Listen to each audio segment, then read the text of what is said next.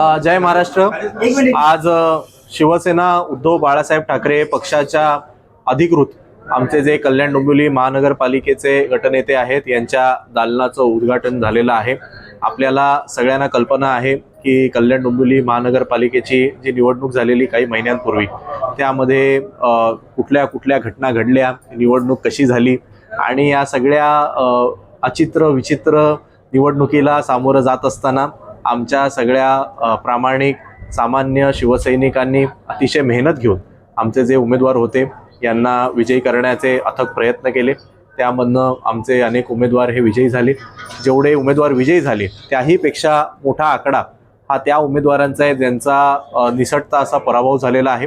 पण जर आपण निकाल पाहिलेत तर अतिशय चांगले निकाल हे ठाकरे कुटुंबियांच्या बद्दल ठाकरे बंधूंची युती होती याला मिळालेले आहेत। अनेक उमेदवारांना अगदी 100, 200, 500 मतांनी त्यांचा पराभव झाला।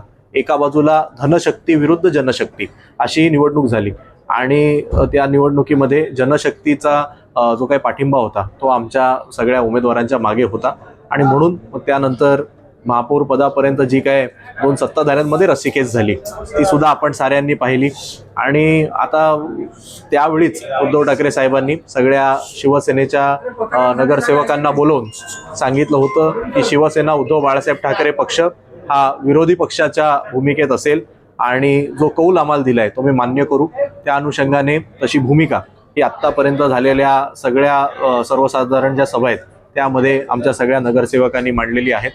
ज्येष्ठ नगरसेवक उमेशजी बोरगावकर यांची उद्धव ठाकरे साहेबांच्या आदेशाने व सगळ्यांच्या अनुमतीने सगळ्या नगरसेवकांच्या अनुमतीने गटनेतेपदी निवड झालेली आहे आणि आज त्यांचं दालन हे त्यांना मिळालेलं आहे, त्याचं उद्घाटन झालेलं आहे। मला ही आशा आहे की त्यांच्या या दालनाच्या माध्यमातून कल्याण डोंबिवली महानगरपालिकेतील जेवढी जनता आहे त्यांचे कुठलेही छोटे मोठे ज्या कुठल्या समस्या असतील या सगळ्या समस्यांचं निवारण या दालनाच्या माध्यमातून सगळे शिवसेनेचे नगरसेवक पदाधिकारी हे मिळून करतील।